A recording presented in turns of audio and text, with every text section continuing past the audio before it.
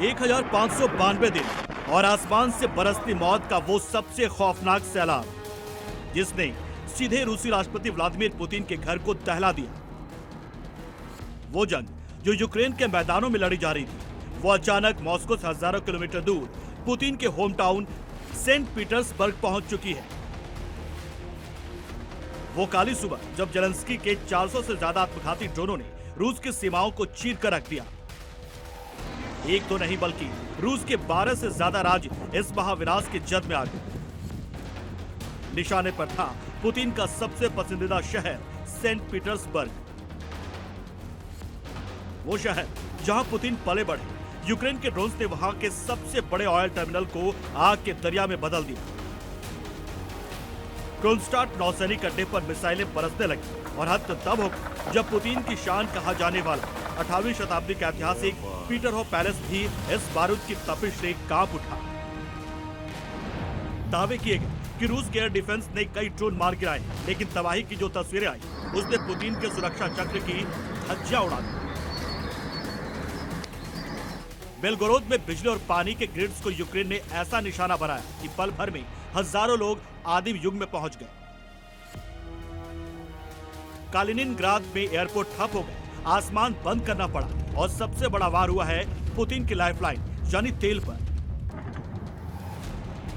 रूस के तेल डिपो ऐसे धधके हैं कि आज महाशक्ति रूस के पेट्रोल पंपों पर कई किलोमीटर लंबी लाइनें लगी हैं। पेट्रोल डीजल के लिए हाहाकार मच गया है। आखिर यूक्रेन अचानक इतना आक्रामक क्यों हुआ? इसके पीछे छिपा है वो दर्द जिसने जेलेंस्की की सेना को बारूद बना दिया। इसी हफ्ते रूस ने यूक्रेन की राजधानी कीव और सुमी शहर में रिहायशी इलाकों पर क्रूर बमबारी की थी और 30 बेगुनाह नागरिक इसमें मारे गए थे। अपनों को खोने के इसी गम और गुस्से से तमतमाए जेलेंस्की ने ठान लिया कि अब पानी सिर के ऊपर जा चुका है। और फिर पुतिन के क्रूर वार का जवाब जेलेंस्की ने सीधे पुतिन के घर में घुस कर दिया।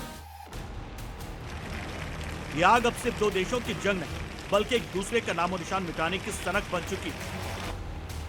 दुनिया सोच रही थी कि यूक्रेन पस्त हो चुका है, जेलेंस्की घुटने टेकने वाले, लेकिन कमजोर पड़ता दिखा यूक्रेन अचानक इतना घातक हो जाएगा, इसकी कल्पना खुद पुतिन ने भी नहीं की थी।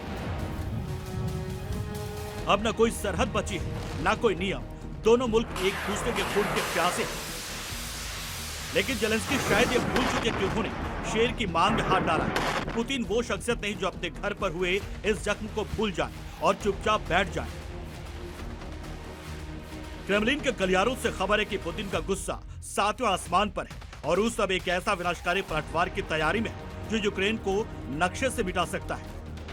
पुतिन शांत नहीं बैठने वाले और उनका ये सन्नाटा यूक्रेन के लिए किसी बहुत बड़े और खौफनाक परमाणु कयामत का तूफान लाने वाला है।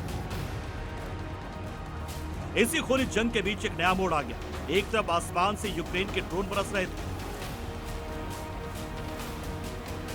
तो दूसरी तरफ खुद व्लादिमीर पुतिन मिलिट्री यूनिफॉर्म पहनकर कैमरे के सामने आ गए। दावा किया कि रूसी सेना ने पूर्वी यूक्रेन के रणनीतिक शहर कोस्त्यांत्यानविका पर पूरी तरह से कब्जा कर लिया है। लेकिन जेलेंस्की ने इसे पुतिन का सफेद झूठ करार दिया और चैलेंज दे दिया, जिससे क्रेमलिन में सन्नाटा पसर गया है। जेलेंस्की ने कहा, अगर कोस्त्यांत्यानविका पर कब्जा हो चुका है तो पुतिन वहां मुझसे आकर मिले ताकि बैठकर जंग खत्म करने का रास्ता निकाले। दोनों तरफ से आर पार की लड़ाई जारी है। ट्रंप की कोशिशें फेल हो चुकी हैं, दुनिया सहमी हुई, लेकिन 1592 दिनों के बाद भी ये बारूदी दुश्मनी थमने का नाम नहीं ले रही। ब्यूरो रिपोर्ट, जी मीडिया।